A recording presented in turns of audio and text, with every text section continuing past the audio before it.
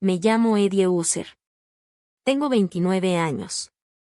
Y la última Navidad, mi papá me miró a los ojos y me llamó idiota por guardar un regalo de mi abuela. El regalo era un cheque de $5 millones. Él rompió el suyo. Mi mamá rompió el suyo. Mi hermana tiró el suyo a la chimenea y grabó las llamas. Mi hermano lo hizo bolita debajo de la mesa como si fuera un papel de chicle. Yo fui la única que dobló el mío y lo guardó en mi bolsa y dije, gracias. A la mañana siguiente, un gerente de banco cerró la puerta detrás de nosotros, me sentó y dijo 4 palabras que nunca voy a olvidar. Mi familia pasó el resto del año intentando recuperar lo que se habían burlado, y lo que hicieron para conseguirlo cambió todo lo que creía saber sobre mi propia sangre. Antes de seguir, por favor dale like y suscríbete y deja un comentario diciendo desde dónde me estás viendo y qué hora es. Leo todos. Ahora, déjame regresarte a la Nochebuena, a la última cena que mi abuela cocinó. Mi abuela nunca cerraba la puerta con llave. En 47 años, nunca. Y ese diciembre, la casa olía igual que la primera vez que la visité cuando tenía 4 años. Humo de madera de roble de la chimenea, pan de plátano enfriándose en la mesa de madera, y algo amargo debajo. Algo que no supe nombrar hasta después. Subí la colina en mi Subaru viejo con una bolsa de papel llena de manzanas del árbol que planté detrás de mi renta. Y ella me recibió en la puerta con su suéter amarillo y el mandil que usaba desde que le empezó a doler la cadera. Me besó la frente como siempre, con una mano en mi mandíbula, como revisando si seguía siendo la misma persona. Cuéntame de tu clase, me dijo. Lo decía cada sábado. Siempre lo decía en serio. Nos sentamos en la mesa de la cocina con tazas de té diferentes, y le conté de Daniel, un niño de tercero que no hablaba en equipo, pero escribía textos que me dejaban pensando. Ella escuchaba con toda la cara. Me preguntó qué creía que necesitaba Daniel. Dije, paciencia. Y ella dijo, entonces dale sábados. Le hablé de la cama que compré en el tianguis, una estructura vieja sin un cajón, y ella se rió con su té y dijo que seguramente estaba embrujada por un granjero que no aprobaría mis lecturas. Su mano tembló un poco cuando dejó la taza. Yo fingí no verlo. Tejimos un rato. Ella hacía algo pequeño y gris que no me quería enseñar. Yo intentaba terminar mal una bufanda que empecé en octubre. Afuera, el cardenal que ella alimentaba bajó al comedero, tomó una semilla y se fue como siempre. Ella lo miraba como si lo estuviera esperando. Cuando me fui, me puso un sobregrueso en la mano en el porche. Dentro había 2 billetes nuevos de $10 para la gasolina. Me daba ese mismo sobre cada mes, y yo nunca lo cambié. Los guardaba en una caja de zapatos bajo mi cama porque no era dinero, era otra cosa. No sabía todavía que ese sería el tercer sábado desde el final que tendría con ella. Bajé la colina silbando. Mi mamá nunca me llamaba para preguntar cómo estaba. Me llamaba para contar cómo estaba ella y ver qué tenía yo y decidir si ella también lo necesitaba. Me agarró en el camino a casa, a unos 10 kilómetros del pueblo, con la direccional sonando como un metrónomo pequeño en el tablero. Eddie, cariño, ¿vas otra vez a ver a la viejita? Así le decía mi mamá a la mamá de mi papá. Nunca abuela, nunca Silvia, la viejita. Voy los sábados, mamá. Cada sábado.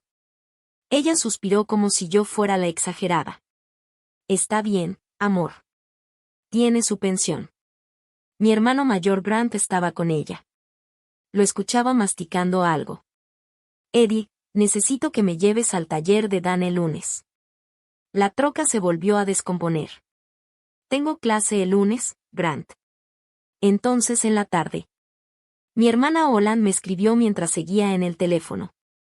Vivía a 1 hora en otra ciudad más grande con un esposo que subía fotos de ellos y casi nunca mencionaba lo demás. Hola, bebé, ¿me puedes prestar $200 esta semana? Te los devuelvo.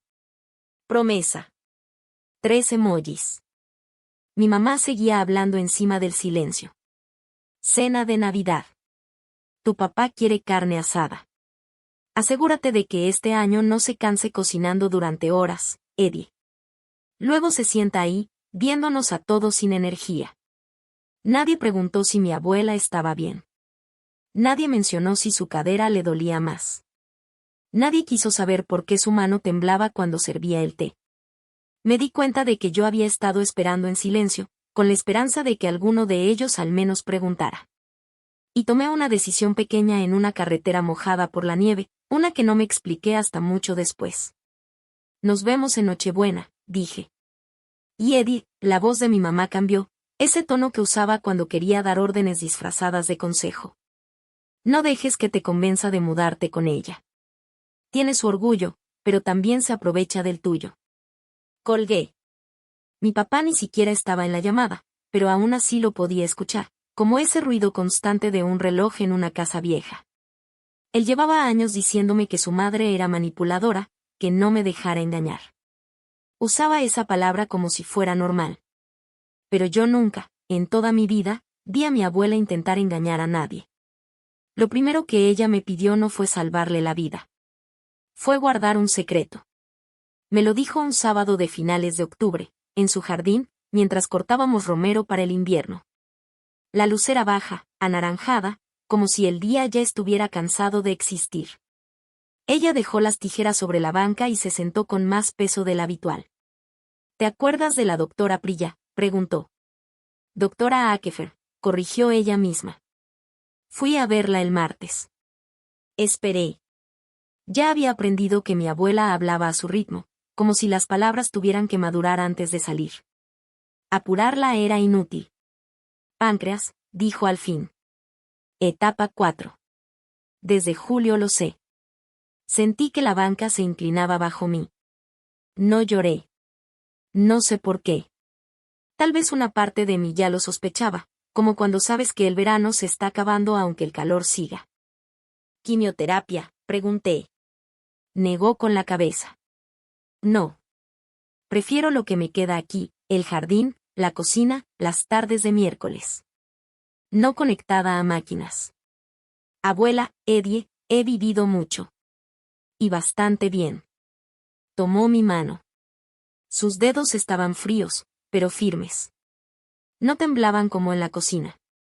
No estoy triste, dijo. Estoy ordenando. Arrancó una ramita de romero y la apretó en mi palma. El olor quedó pegado en mi piel como si no quisiera irse. Solo te voy a pedir algo, añadió. No se los digas. Quiero una Navidad normal. No un velorio anticipado. No tu padre escribiendo discursos en la mesa. Quiero pollo asado, vino barato, y una noche más donde él se crea el hombre que yo crié. Sonrió apenas. Y además, todavía tengo cosas que entregar. Esa noche no dormí. 5 días después fue Acción de Gracias. Un mes después, Navidad. Y nada de lo que ella decía era casual. Cada uno de mi familia entró esa Nochebuena a la casa de mi abuela con una lista invisible en la cabeza disfrazada de cariño. Mi papá llegó primero, sacudiéndose la nieve de las botas como si el lugar le perteneciera. Richard Usher tenía una postura rígida, de años en la planta de maquinaria, aunque ya no le alcanzaría por mucho más tiempo. Colgó su abrigo en el gancho bueno sin preguntar y abrió el refrigerador como si fuera suyo. Mi mamá entró detrás, sonriendo demasiado. El árbol está precioso este año, dijo, pero sus ojos ya estaban midiendo todo, adornos, mesa, brillo, herencias invisibles. Mi hermano Grant llegó con su novia, que parecía demasiado joven para él. Ni siquiera saludó bien a nuestra abuela. A mí sí. Sigues con lo de enseñar, dijo con una media sonrisa. ¿Cuándo vas a conseguir un trabajo de verdad? Lo dijo como broma, pero no lo era del todo. Y eso lo hacía peor. Mi hermana Holland apareció al final, el teléfono ya en alto. Vibes acogedoras de la abuela, amores, dijo grabando. Tienen que ver esta chimenea. No abrazó a mi abuela. Ella me mandó un beso al aire, cerca de la mejilla, y regresó a lo suyo en la cocina. Mi abuela se movía despacio del fogón a la mesa, con su suéter amarillo color maíz. Hablaba poco. Observaba a toda la familia con esa calma atenta que yo le había visto por décadas en reuniones largas, como si ya nada pudiera sorprenderla. La expresión de alguien que dejó de esperar algo nuevo hace mucho tiempo. En un momento cruzó miradas conmigo y sonrió apenas.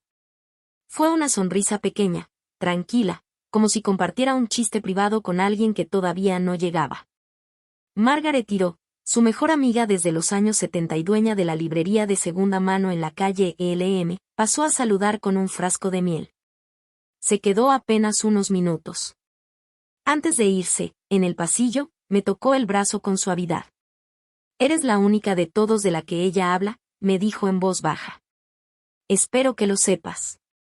En la cocina sonaba la radio vieja, con Bing Crosby fallando como siempre, con ese salto extraño que llevaba años sin arreglarse. Nadie lo reparaba nunca, como si ya fuera parte de la casa. La grasa del pavo chisporroteaba en la sartén. Mi abuela, sin que nadie lo notara, tomó una cajita de madera pequeña junto a su silla y la dejó sobre la mesa como si fuera algo sin importancia. Esa noche entregó 5 sobres idénticos. Y para cuando la comida principal ya estaba fría, 4 habían sido destruidos frente a ella. Esperó a que todos terminaran de comer. Luego se levantó despacio, apoyándose en el respaldo de la silla, y aclaró la garganta con precisión, como si fuera a iniciar un discurso. La familia seguía hablando. Siempre seguían hablando. «Tengo algo que quiero darles a cada uno», dijo. Grant rodó los ojos hacia Holland. Holland le devolvió la mirada con fastidio. Abrió la cajita de madera. De ahí sacó 5 sobres color crema, sin cerrar. Caminó alrededor de la mesa y los fue dejando uno por uno junto a cada persona. El mío fue el último.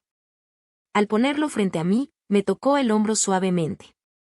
Mi papá fue el primero en abrirlo, como siempre hacía todo primero. Vi su cara cambiar, primero expectativa, luego duda, luego algo duro, como un músculo tensándose. Dentro había un cheque. Banco First National Hollow Ridge. Firmado con la letra inclinada de mi abuela. $5 millones. Grant se rió antes de leer bien. «Es broma», dijo, inclinándose. «¿Qué es esto? ¿Un Monopoly?» Holland levantó el suyo hacia la luz como si fuera un accesorio falso. Mi mamá se quedó inmóvil un segundo, con una expresión rara, como de niña a la que le dan algo que no sabe sostener. Después mi papá habló, seco: «Es falso. No seas idiota». Dejó el cheque sobre su plato. La salsa del pavó empezó a manchar una esquina. Mi mamá lo rompió despacio en 2 pedazos. «En serio, mamá, esto no tiene gracia». Grant lo hizo bolita y lo lanzó bajo la mesa sin pensarlo. Holland caminó hacia la chimenea y lo soltó ahí. El fuego lo agarró de una esquina. Yo vi cómo el número y los ceros se retorcían, se oscurecían, hasta desaparecer. Mi abuela no reaccionó. No parpadeó. Solo me miró a mí. Yo tomé el mío. Lo doblé una vez y lo guardé dentro de mi bolsa. «Gracias, abuela», dije. Ella asintió apenas, una sola vez. Nadie más lo notó. Esa noche manejé de regreso sosteniendo el volante como si fuera lo único que me mantenía en su lugar. La nieve caía fuerte. Los limpiaparabrisas tenían un ritmo irregular, como un pulso desacompasado, derecha-izquierda pausa, que después de años aprendí a encontrar extraño pero familiar. Contaba ese ritmo para calmarme. Igual que uno de mis alumnos, Daniel, contaba con los dedos cuando se saturaba: 1, 2, 3, 1, 2, 3. Mi abuela había visto a su hijo y a sus nietos burlarse de ella en su propia mesa sin cambiar la expresión. Solo me miró a mí. Y no era frágil. No era distraída. Era la persona más aguda que había conocido. Leía el periódico entero cada domingo y escribía notas en los márgenes. Le ganaba a todos en el bridge cada 2 semanas, y cuando no lo hacía, se compraba un chocolate como si fuera premio propio. Ella una vez detectó un error en mi declaración de impuestos federales solo de memoria. Y 2 semanas antes de Navidad, en el jardín, me hizo una de esas preguntas raras que decía sin levantar la voz, como si fueran cosas sin importancia. «Si tuvieras $1 millón, Eddie, ¿qué harías primero?» Me reí. «No sé, comprar materiales nuevos para mi clase». Nos quedamos sin marcadores. Ella asintió como si hubiera contestado correctamente un examen. Como si eso fuera exactamente lo que esperaba oír. En casa, dejé el cheque sobre la mesa de la cocina y me quedé de pie mirándolo bajo la luz amarilla del techo. El papel era más pesado de lo normal. Cuando lo inclinaba, la tinta de seguridad se movía como aceite sobre agua. El número de banco era First National Halloween, el mismo que veía todos los días de mi vida laboral al pasar por ahí. La firma era de ella. La misma de las tarjetas de cumpleaños desde que aprendí a leer. Lo volteé. Atrás, con su letra inclinada y tranquila, había escrito, para la única que todavía viene los sábados. Me senté en el piso de la cocina. Me quedé ahí un buen rato. El cheque quedó arriba, sobre la mesa. Afuera, la nieve caía de ese modo silencioso que hace que todo se sienta lejos y cerca al mismo tiempo. En la mañana fui al banco. No para cobrarlo. Solo para preguntar. El gerente me conocía desde que tenía 16 años. Se llamaba Benedict Stram. Tenía un bigote viejo que nunca dejó de usar, incluso cuando ya no estaba de moda, y una figurita de caballito de plástico en su escritorio que siempre me pareció un regalo olvidado de algún hijo. Cuando entré, sonrió. Pero cuando vio el papel, dejó de hacerlo. Señorita User, disculpe que la moleste después de Navidad. Le extendí el cheque. Solo quiero confirmar esto. Mi abuela me lo dio anoche y yo, lo deslicé sobre el escritorio. Lo tomó con las dos manos. Su expresión cambió de inmediato. Fue como si algo dentro de él perdiera el color, como papel metido en agua. La piel se le fue quedando pálida, casi transparente.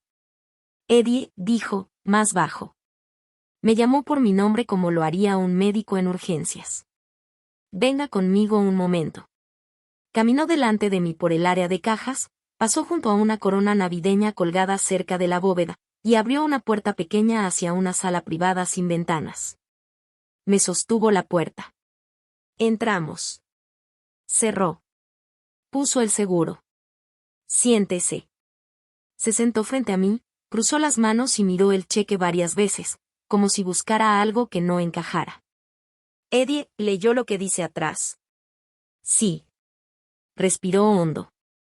Su abuela vino la primera semana de noviembre. Movió fondos a una cuenta especial. Estos documentos fueron preparados aquí. Yo los firmé. Son tan reales como esta silla. Me quedé en silencio. Empecé a contar hacia atrás en mi mente, como hacía con uno de mis alumnos cuando se saturaba. Miré el caballito de plástico en su escritorio, como si me ayudara a no perder el equilibrio. Señorita, su tono se volvió completamente institucional. Esto es real. Todo es real. Pausa. Y esto es solo una parte. Un abogado llamado Alberson se va a comunicar con usted. No puedo decir más. Salí del banco con 5 millones en mi cuenta y la sensación de que eso no era lo que iba a cambiar mi vida esa semana. Mi abuela había sido millonaria mucho antes de que yo naciera.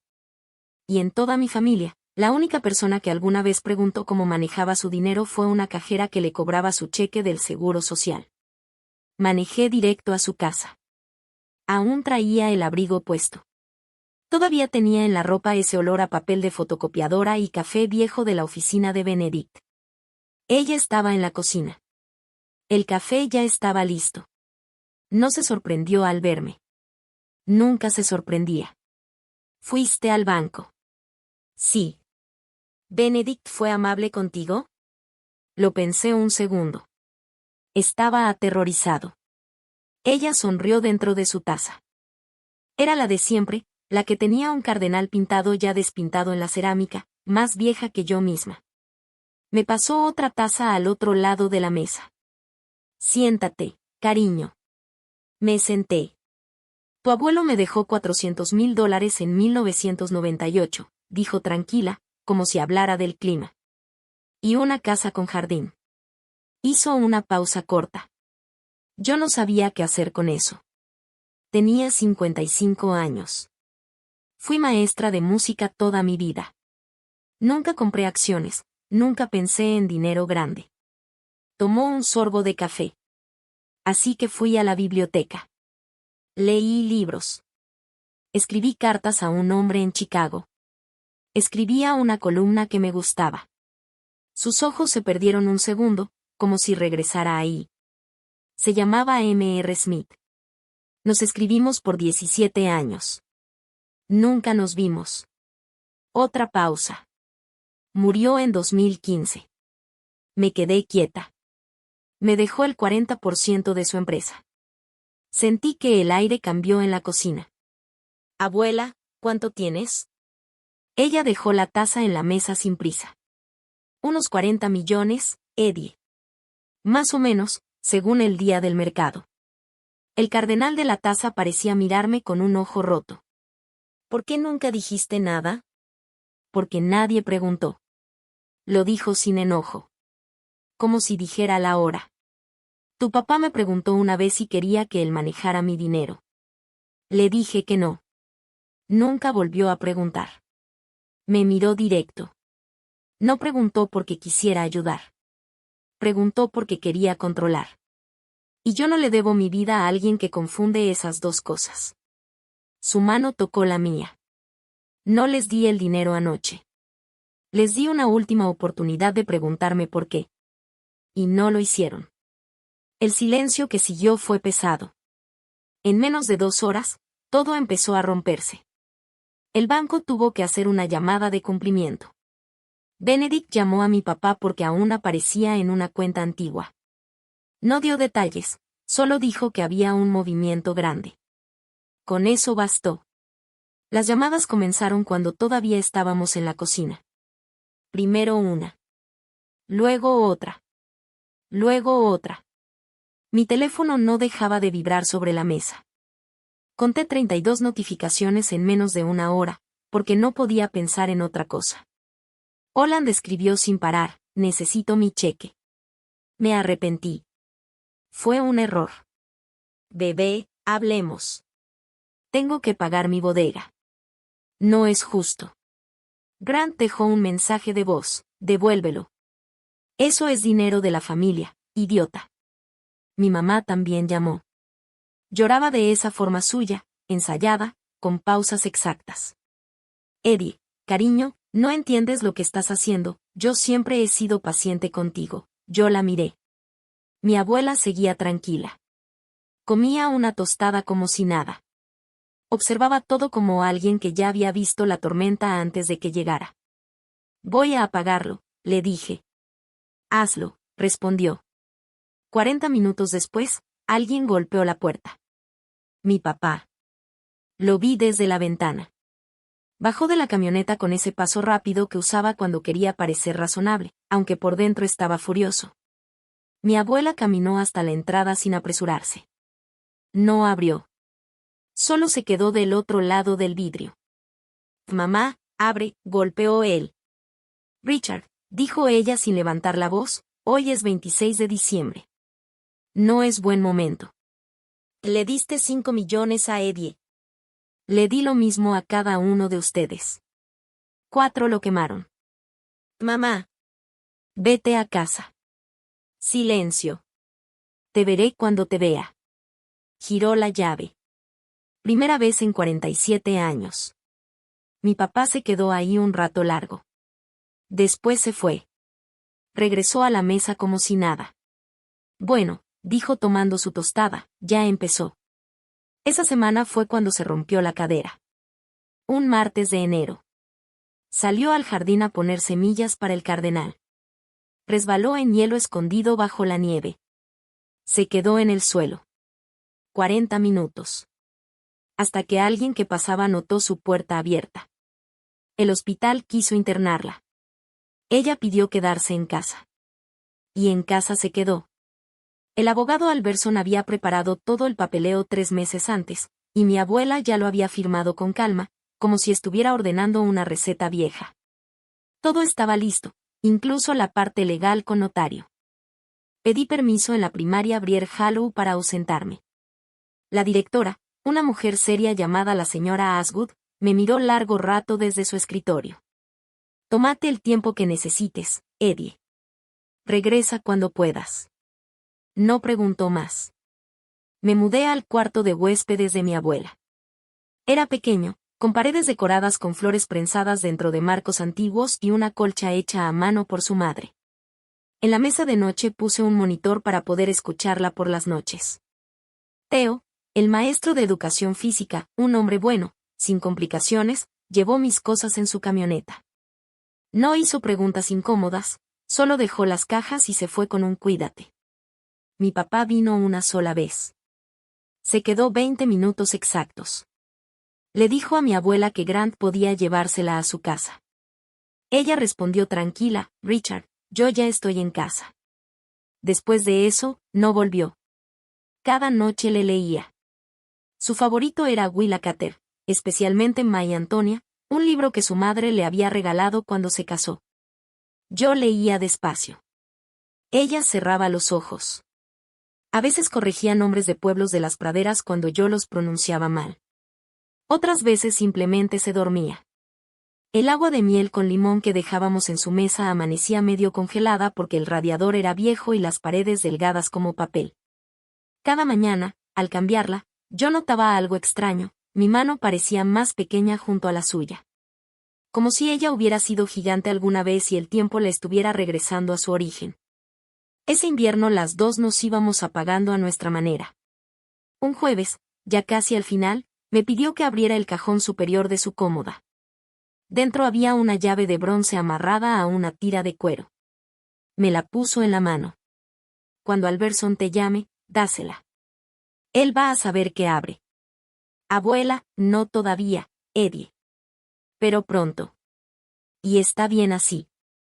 Mi abuela murió como vivió, sin drama, sin ruido, en una habitación que olía a libros viejos y lana guardada. Fue el 3 de febrero de 2026, martes, a las 5:47 de la mañana. Lo sé porque miré el reloj de viaje que siempre estaba en su buró, uno de esos que marcan los segundos con un tic constante. Se lo había regalado el esposo de una maestra en su luna de miel en 1962. Siempre marcó mal la hora, y aún así nunca lo cambiaron. Había estado en silencio 2 días. La mañana anterior me había apretado la mano. Eddie, estoy orgullosa de ti. No volvió a hablar. Yo me había quedado medio dormida en la silla. Desperté cuando la calefacción del sótano se apagó de golpe. La casa quedó en un silencio raro, profundo. Y lo entendí sin pensarlo demasiado, ya no estaba. Su mano seguía en la mía. Aún estaba tibia. No lloré de inmediato. Me quedé sentada escuchando la casa, un golpe leve del radiador, el ruido del invierno afuera, el cardenal que llegó al comedero, tomó una semilla y se fue. Después llamé a mi madre. Llegó en menos de una hora. Se sentó junto a la cama y tomó la otra mano de mi abuela, como si nunca la hubiera soltado desde los años 70. Luego llamé a mi papá. Contestó al cuarto timbrazo. Le dije lo que había pasado. Se quedó en silencio. Su voz se quebró apenas al final, y por un segundo pensé que iba a reaccionar como un padre de verdad. Pero mi mamá entró en la llamada. ¿Cuándo es el funeral, Eddie? Tengo algo el día 10. Colgué. El funeral fue ese sábado. Mi abuela había dejado instrucciones claras. Quería su suéter amarillo. Quería descansar junto a su esposo en el pequeño cementerio detrás de la iglesia luterana a la que nunca asistía. No quería discurso de Richard. Quería que yo leyera un poema. Todos llegaron. Lloraron fuerte, sin discreción. Mi papá llevaba un traje negro que ya no le quedaba bien. Mi mamá se aferraba a su brazo. Holland grabó todo con lentes oscuros, y después lo subió con un filtro suave. El texto decía, sanando. Yo no grabé nada. No lloré ahí. Lloré esa noche. Y si llegaste hasta aquí conmigo, si alguna vez perdiste a alguien que te quiso más de lo que creías merecer, deja un like a esta historia y escribe su nombre en los comentarios. Yo leo cada uno. Estoy contando esto porque la parte que viene después es la que no estaba seguro de poder decir. Y tenerte aquí lo hace más fácil. Quédate conmigo. Regresemos. Mi papá llamó al abogado antes de que los encargados del cementerio terminaran su café. Alberson me lo contó después, porque él siempre habla cuando considera que es el momento correcto, y porque además tenía ese sentido del humor seco que no se espera de un abogado. Dijo que mi papá dejó 3 mensajes de voz antes del mediodía del día del funeral. En todos preguntaba cuándo se iba a leer el testamento. Grant llegó a mi casa al día siguiente en la tarde. Entró sin tocar, como si todavía viviéramos en una casa donde nadie tocaba la puerta. Se sentó en el borde del sillón con el traje oscuro del funeral, todavía arrugado, y fue directo al punto. ¿Sabes a quién le dejó la casa? No, Grant. Tú ibas cada semana más que yo. Algo te dijo. No hablábamos de eso.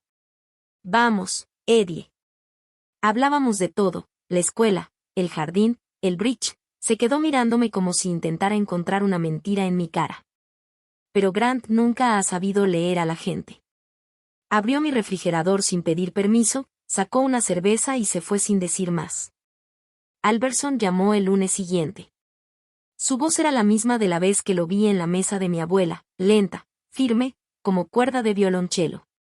Señorita User, su abuela me contrató por muchos años. La lectura del testamento será el 20 de febrero a las 10 de la mañana. Toda la familia está incluida. Hizo una pausa. También hay una caja de seguridad en mi oficina. Usted sabe de ella.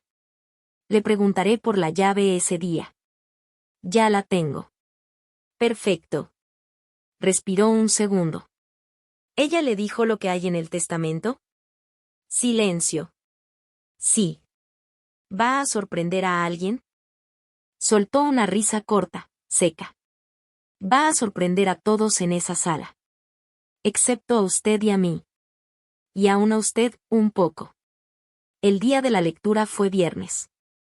Me puse un vestido gris. Conduje al centro de la ciudad pensando que entendía lo que iba a pasar, pero no tenía idea. Mi papá reaccionó antes de que Alberson terminara de hablar. Es una broma, dijo. Y lo repitió más fuerte, como si el volumen cambiara la realidad. La sala era una oficina de paneles de madera. Había un reloj en la pared cuyo tic-tac era tan fuerte que parecía parte del juicio. Mi papá estaba a un lado de la mesa. Mi mamá pegada a su brazo. Grant enfrente, inquieto. Holland al final, viendo su teléfono hasta que le pidieron guardarlo. Margaret estaba conmigo, como lo había pedido mi abuela. Alberson abrió una carpeta verde oscuro. Se puso los lentes. Última voluntad y testamento de Sylvia Marigold User. Firmado el 14 de abril de 2022. Testigos, Margaret Tiró y la doctora Priya Akefer. Notarizado en mi presencia. Empezó a leer. Dejó regalos pequeños primero, la taza del cardenal para mí, el juego de bridge para Margaret, la estrella soldada a la iglesia luterana, el piano a la primaria. Mi papá ya tenía la mandíbula tensa. Entonces llegó lo importante. El resto del patrimonio incluye la casa familiar en Linen Hollow 114, 23 acres de terreno, cuentas de inversión y bienes personales, valor aproximado de $42 millones. El reloj sonaba cada vez más fuerte. Se deja la totalidad de estos bienes a su nieta, Eddie Rosemary User. Silencio total. Ni una silla se movió. Mi papá tardó 3 segundos en reaccionar. Después se levantó de golpe. ¿Es una broma? Señor User, siéntese. ¿Que esto es una broma?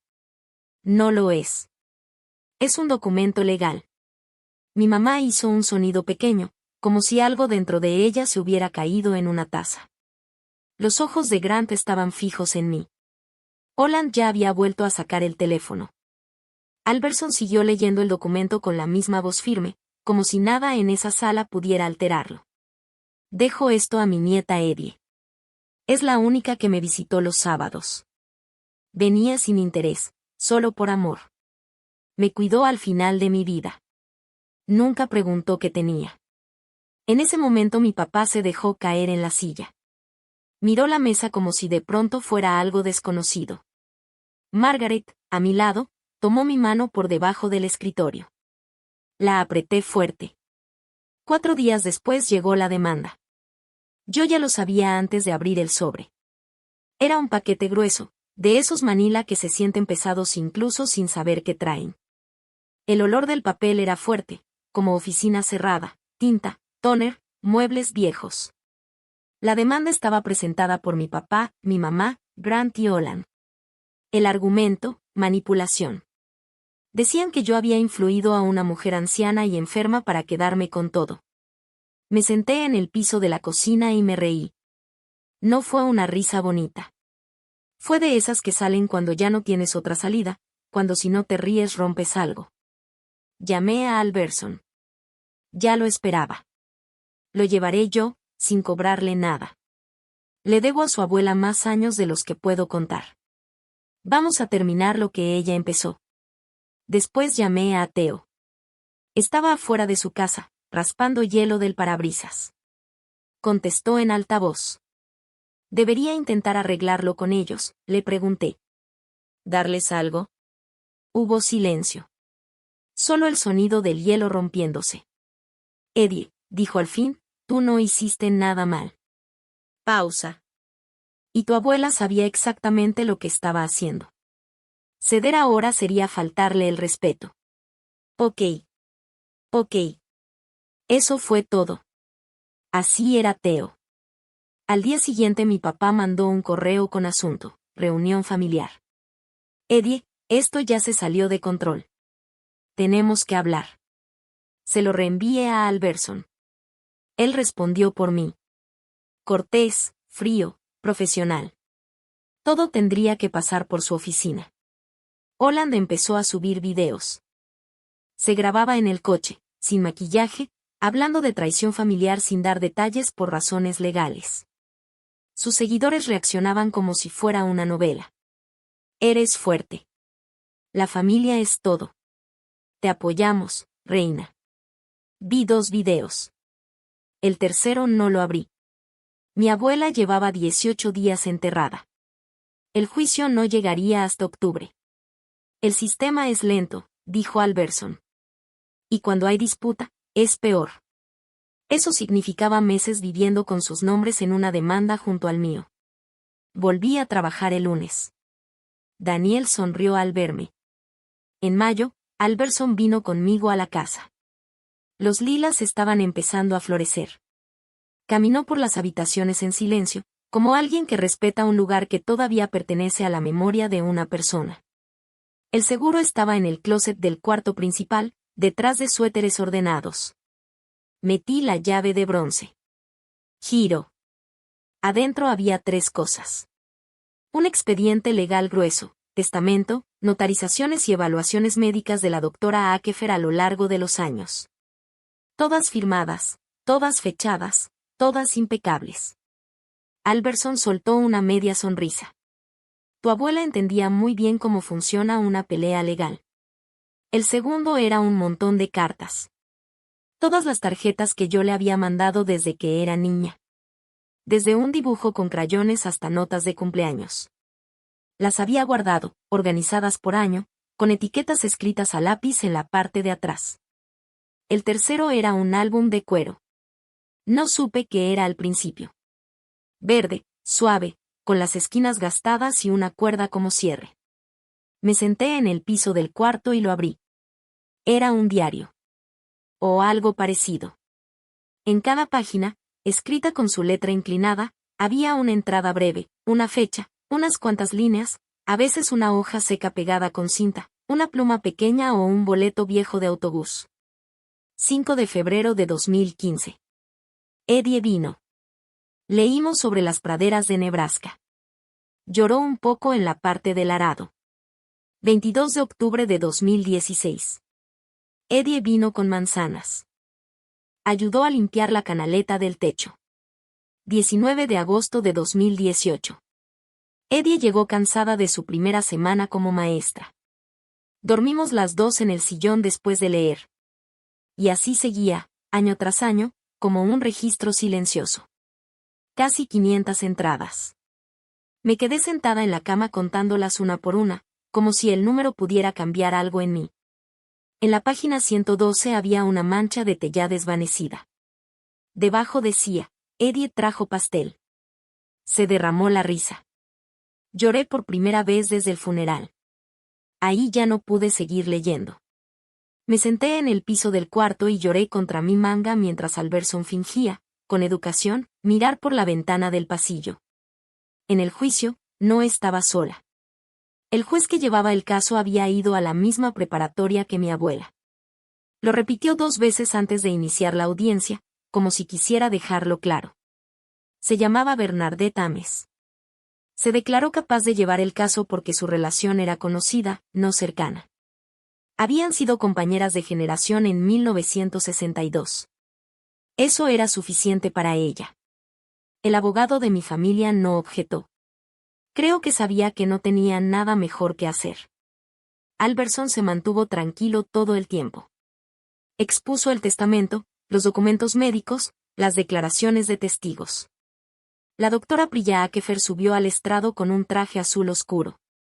Habló con precisión, como alguien acostumbrada a explicar hechos sin adornos.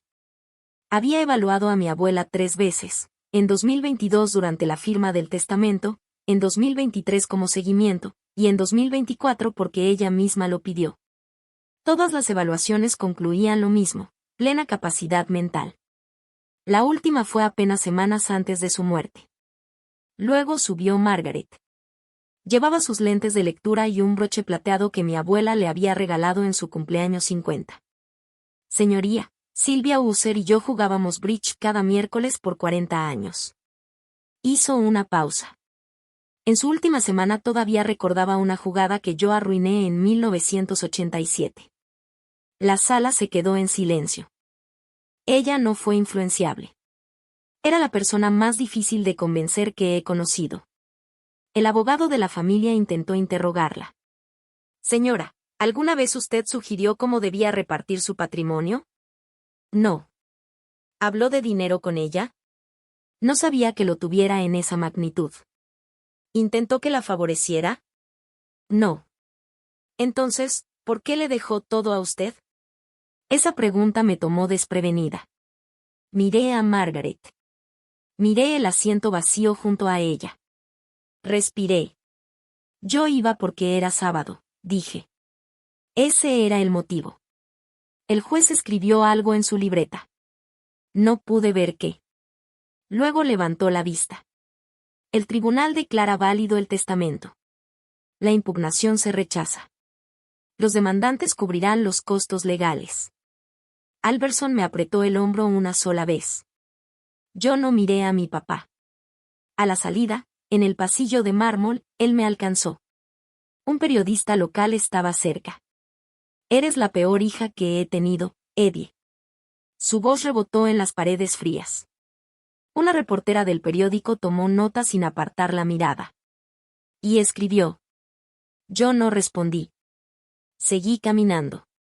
Alberson iba a mi lado y me tomó del brazo con cuidado para sacarme de ahí, alejándome del pasillo donde todo el mundo seguía mirando. Grant venía detrás. No sientes culpa, dijo, sin llegar a gritar del todo. Me detuve. Me giré. Grant había sido mi hermano mayor por 34 años. El mismo que me empujó a una alberca cuando tenía 6. El que me ayudó a mudarme 3 veces. El que pidió dinero sin devolverlo. El que llegaba a fiestas sin avisar. El que se quedó frente al ataúd de mi abuela sin llorar. Lo miré. No, Grant, dije. Ni un poco. Holland, por su parte, estaba transmitiendo en vivo desde el juzgado. El oficial ya le había pedido 2 veces que guardara el teléfono. Ella lo ignoró. El video lo bajaron en menos de 1 hora por violar reglas de grabación en corte. Perdió miles de seguidores en un solo día.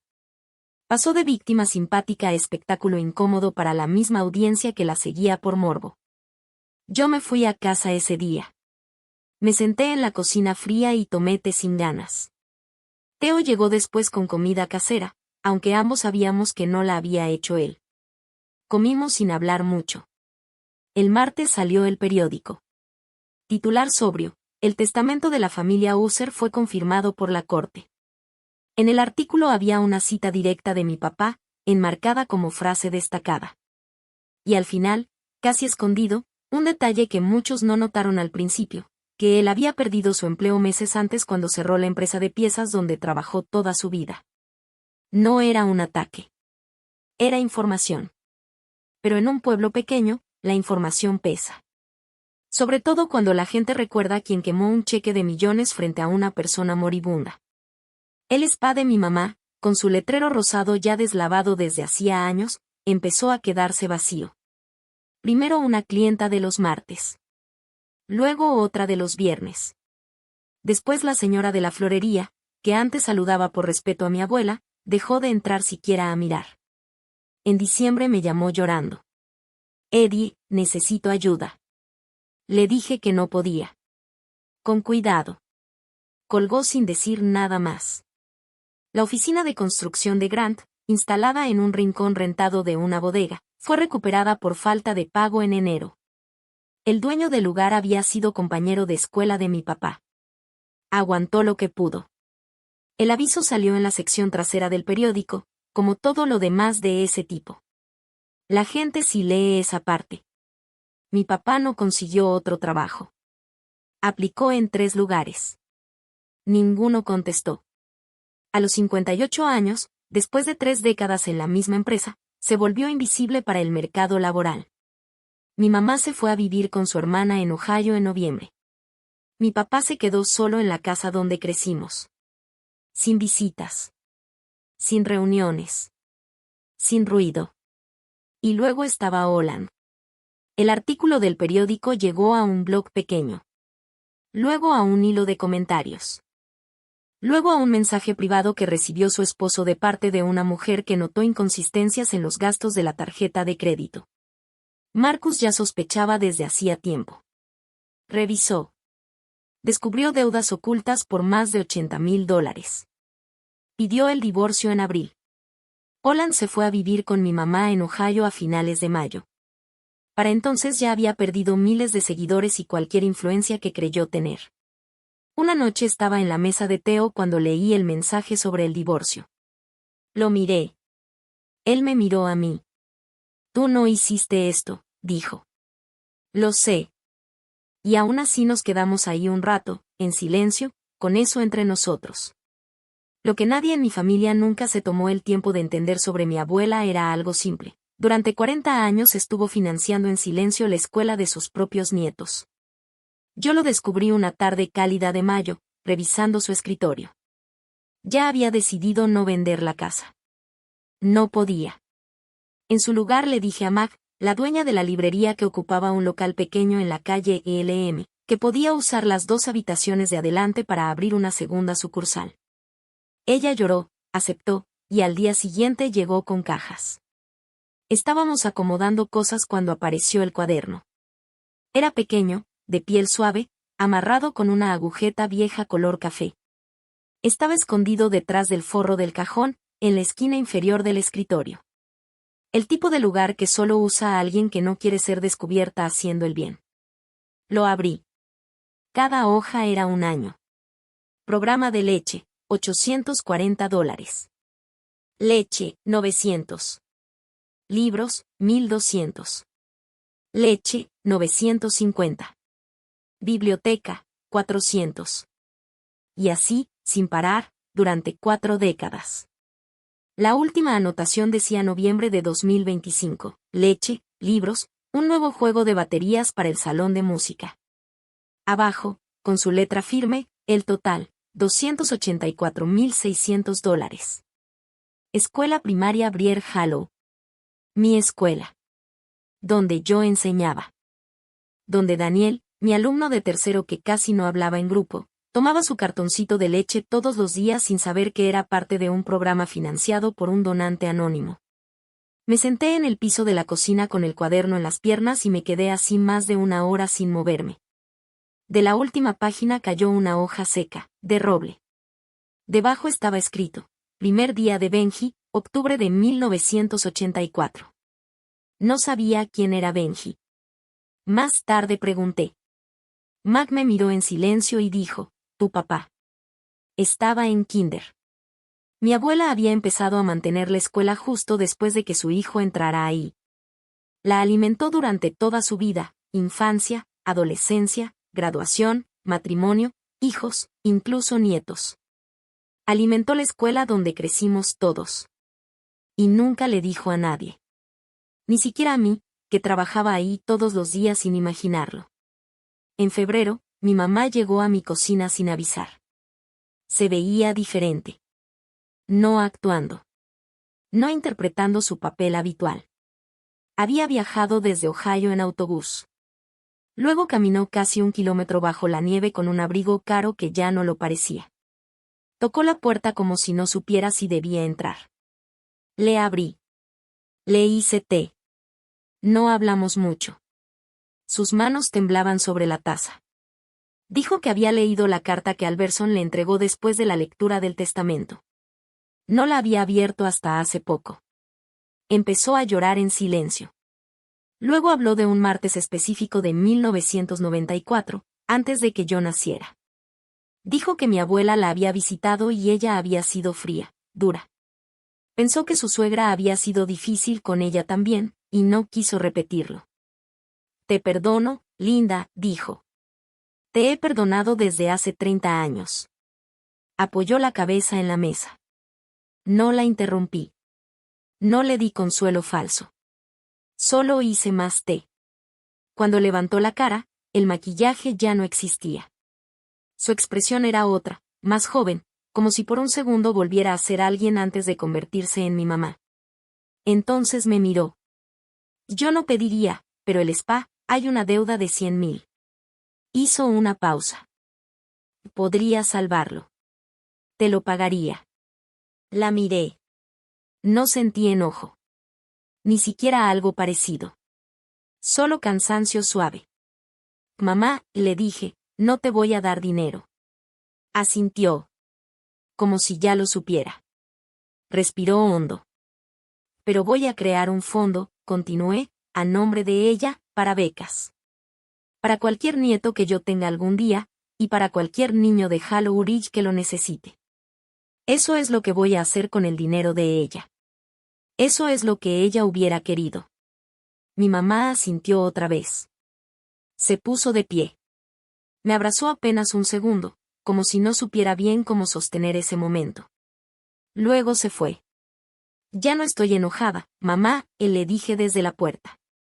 Solo, ya no te conozco. No se volteó, pero movió la cabeza, entendiendo. El martes siguiente entregué mi renuncia en la primaria Brier Hollow. El viernes ya tenía rentada una casita en un pueblo de Maine donde nunca había estado. La directora Ashwood no intentó convencerme de quedarme. Me conocía desde hacía 4 años. Me había visto regresar después de la licencia, después del juicio, después de todo. Me había visto dar clase a niños de 9 años mientras mi vida se sentía como si se estuviera desarmando en silencio cada mañana. Aceptó el papel sin drama. Vas a ser buena maestra donde sea que vayas, Eddie, dijo. Ya lo eres. Con Alberson armé la fundación, $20 millones. Fondo de becas Sylvia User. Cubriría escuela, libros y leche para cualquier estudiante del condado que lo necesitara, desde primaria hasta universidad. Alberson lloró en su oficina cuando firmé. Fue la única vez que lo vi así. Él la había querido. Yo siempre lo supe. No vendí la casa. No pude. Le cedí a Mag el derecho de usarla de por vida para su librería. Ella nombró la nueva sucursal la segunda lectura de Sylvia. Pintó el letrero con sus propias manos. Pedí trabajo como maestra de 4º grado en Newbury Cove, Maine. Elegí el lugar en un atlas de carretera porque el nombre me recordó algo que mi abuela habría elegido. No fui a conocerlo. Hice la entrevista por teléfono. 2 días después me contrataron. Mi papá llamó una vez en junio. Dejé que sonara y se fuera a buzón. El mensaje decía que quería verme, solo nosotros dos, para tomar café. Que tenía cosas que decir. Escuché ese audio 3 veces. Después escribí un solo correo. Papá, no voy a dejar de querer a las personas que tú debiste ser, pero ya no puedo escribir esa carta por ti. Cuídate. Eddie. No envié las versiones largas. Ni las explicaciones. Ni la que parecía perdón. No podía mentirle, ni siquiera entonces. Empaqué lo que cabía en el coche. Y cabía todo. El primer café que tomé en Men fue el peor de mi vida. Y me reí en voz alta en el estacionamiento. Había manejado 2 días cruzando New Hampshire, el borde de Vermont, y esa subida lenta hacia la costa de Maine. El Subaru tosía en cuarta velocidad desde hacía años, y yo fingía que no era grave. En el asiento del copiloto llevaba doblado el suéter amarillo de maíz. No lo pude meter en ninguna caja. Paré en una gasolinera al sur de Augusta. El café llevaba tanto tiempo en la jarra que parecía sobreviviente de otra época. Lo compré igual. Lo bebí. Era horrible. Y me quedé afuera riéndome de verdad, una risa que no me salía desde hacía un año. Un hombre inflando una llanta me miró como si yo estuviera fuera de lugar. Llegué a Newbury Cove en la tarde. Un pueblo pequeño de verdad, una calle principal, una oficina de correos, 2 diners, una tienda de alimento para animales convertida en tienda de lana, una panadería cerrada los martes. La casita estaba sobre un acantilado, a media milla del centro. Madera gris, porche gastado, 2 mecedoras, una sin un poste. La llave estaba bajo una maceta, como prometieron. Entré. El lugar olía a cedro y a mar. Vacío. Silencioso. La estufa de hierro en la cocina me miraba como si yo tuviera que aprender a sobrevivir con ella. El piso crujía con cada paso. Caminé hasta la sala con el suéter amarillo en las manos. Y lo dejé ahí, como si por fin hubiera llegado a un sitio donde no tenía que explicarle nada a nadie. Le puse el suéter amarillo sobre el brazo de la silla verde de respaldo alto que ya estaba en la casa, la que había dejado el inquilino anterior. La manga cayó justo como solía caer en la silla de la cocina de mi abuela. Me quedé mirándolo un buen rato, sin moverme. Esa tarde revisé el buzón y encontré un sobre. Era de Mag. Dentro había una tarjeta y una carta corta. Eddie. Sabía que Silvia te iba a mandar a un lugar así. Me lo dijo hace 10 años. Decía, Eddie es del mar, solo que todavía no lo sabe. Bienvenida a casa. Mag.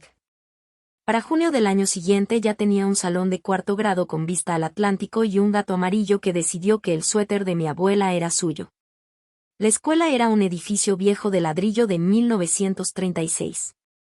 El piso crujía en 8 lugares específicos, y mis alumnos ya sabían exactamente dónde pisar para no hacer ruido cuando iban al sacapuntas. Tenía 18 niños. Una niña llamada Rousy casi no hablaba en trabajo en grupo. Con ella fui paciente. Le di tiempo. Le di sábados, que en realidad eran conversaciones extra después de clases los martes. En mayo empezó a levantar la mano. Los primeros apoyos del fondo de becas Silvia User se entregaron en abril. Fueron 47 estudiantes. Leí cada solicitud. 2 eran niños del programa de leche de Brier Hollow, la misma escuela donde yo había trabajado. Lloré en silencio al ver esos expedientes. Firmé ambas aprobaciones. Matt llegó en junio con un frasco de mermelada del jardín. Se quedó 3 días. Se sentaba en el porche a leer sin hablar más de lo necesario. Tenía 80 años y parecía una mujer que había decidido vivir hasta los 100 por pura terquedad. El 14 de julio mi papá me mandó una tarjeta de cumpleaños. La primera en 10 años. Era genérica. Feliz cumpleaños, hija. Dentro, con su letra apretada, solo 4 palabras. Espero que estés bien. No respondí. Tampoco la rompí. La guardé en un cajón de la cocina. No sé por qué. Creo que algún día lo voy a entender. El gato llegó a finales de junio. Flaco, amarillo, con una oreja rasgada y una forma muy tranquila de mirar como si evaluara si uno era confiable o no. Entró por la puerta mosquitera que yo no había cerrado bien. Se subió directo al suéter en la silla. Y se durmió. No tuve corazón para bajarlo. Lo llamé Cater. Dormía ahí todas las noches. Cada mañana yo tenía que pedirle permiso para usar el suéter. Él me miraba con un solo ojo entrecerrado, como si hubiera heredado la memoria del objeto y yo solo lo estuviera rentando. Un sábado de agosto me senté en el porche a escribir una carta que no iba a enviar. El sol se escondía sobre la bahía. Se ponía 10 minutos más tarde que en la colina de mi abuela. Yo había empezado a notar esas diferencias sin saber por qué. Me quedé viendo ese atardecer completo, como cuando uno no quiere que termine una película. La carta era para ella. Le hablé de la escuela, de Rousi, de los pisos que crujían, de las donas que llevó la directora un día, del gato y del suéter. Le conté que había entendido algo. Que no gané por el dinero. Que ahora tenía dinero, sí, pero no era realmente mío. Ganaba porque supe quedarme cuando alguien se iba. Porque fui a los sábados sin motivo. Porque guardé el cheque en vez de quemarlo. Porque cuando ella me preguntó qué haría con $1.000.000, yo dije, comprar marcadores para el salón. Y ella me miró como si por fin hubiera escuchado la respuesta que estaba esperando desde hacía mucho tiempo. Doblé la hoja. Y no la envié. Puse el pequeño cofre de madera donde ella lo había dejado, junto a su silla aquella Nochebuena, el mismo que yo había llevado conmigo hasta Men. Cerré la tapa despacio. Me levanté. Cater, desde la ventana abierta, me miró con ese desprecio tranquilo que solo tienen los animales cuando ya decidieron que la vida humana es confusa pero tolerable, sobre todo si incluye comida a tiempo. Ya voy, le dije. Entré a la casa. Si esta historia llegó hasta ti, si en algún momento de tu vida hubo alguien que te quiso más de lo que tú supiste recibir, me gustaría que lo dijeras en los comentarios. Escribe su nombre. Y lo que te enseñó sobre la bondad silenciosa, esa que no hace ruido pero cambia todo. Yo leo cada uno. Y me los llevo conmigo. Si quieres escuchar otra historia sobre límites, herencias y mujeres que eligen irse en vez de quedarse, la siguiente te está esperando en la descripción. Empieza con otro cheque. Ven conmigo.